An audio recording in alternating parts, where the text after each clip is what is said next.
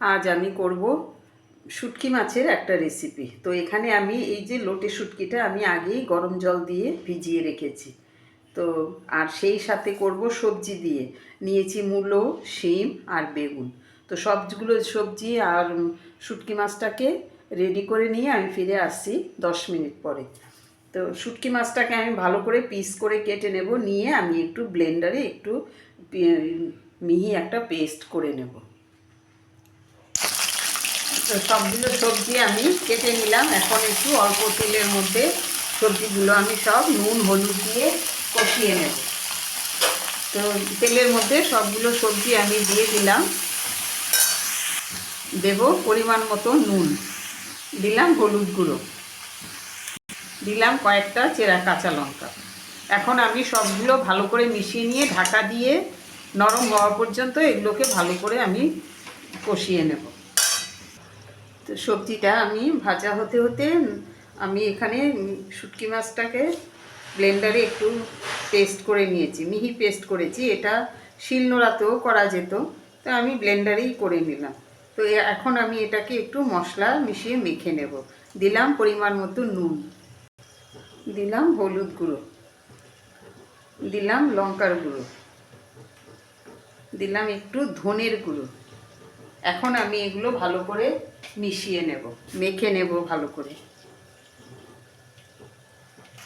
তো সবজিটা ভাজা হয়ে গেছে, নরমও হয়ে গেছে। এখন আমি এটাকে নামিয়ে নেব।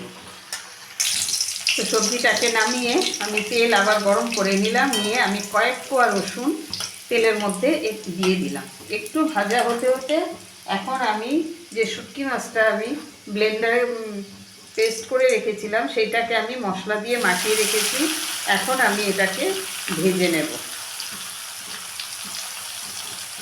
দিয়ে দিলাম, দিয়ে আমি একটু ভেজে নেব এটাকে। তো শুটকি মাছটাকে খানিকক্ষণ ভেজে নিলাম।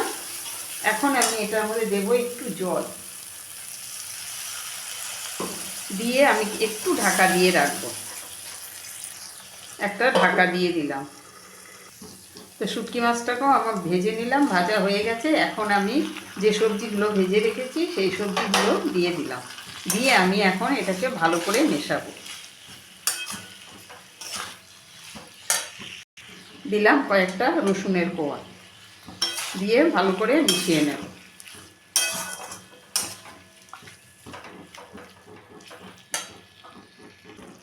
তো সবজিগুলো দিয়ে একটু জলের ছিটা দিলাম, যাতে সবজিগুলোকে ভালো করে মেশানোর জন্য।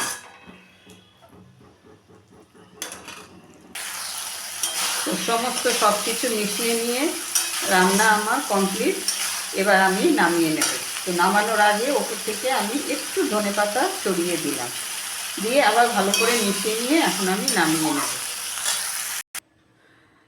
তো লোটে শুটকি দিয়ে শীতের সবজি, নতুন সবজি দিয়ে রান্না কমপ্লিট। আমি নামিয়েও নিলাম। তো আমি শুটকি মাছ যখনই রান্না করি আমি খুব বেশি মশলাপাতি, পেঁয়াজ, আদা, রসুন খুব বেশি দিই না, কারণ শুটকি মাছের তাতে গন্ধটা থাকে না। কথায় আছে ঘ্রাণে অর্ধভোজন। তো শুটকি মাছের মধ্যে যদি অতিরিক্ত মশলাপাতি দেয়া হয়, তাতে করে শুটকি মাছের গন্ধটাও থাকে না, আর টেস্টটাও ঠিক ভালো আসে না। তার জন্য আমি সবসময় যখনই রান্না করি আমি শুটকি মাছে মশলাপাতি বা পেঁয়াজ, আদা, রসুন খুব সামান্য পরিমাণে, এটাতে তো শুধু রসুন দিয়েছি আর একটু ধনের গুঁড়ো আর নুন হলুদ, তো এটা তো সব রান্নাতেই যেমন লাগে তেমনই দিয়েছি। তো আপনাদের কাছে আমার এই রেসিপিটা কেমন লাগলো, আর নিজেরাও যদি যারা শুটকি মাছ খেতে পছন্দ করেন তারা এইভাবে একবার রান্না করে খেয়ে আমাকে একটা কমেন্ট করে আপনারা জানাবেন। তো আজ এই পর্যন্তই। নেক্সট রেসিপি নিয়ে আবার কথা হবে। সবাই ভালো থাকবেন, সুস্থ থাকবেন।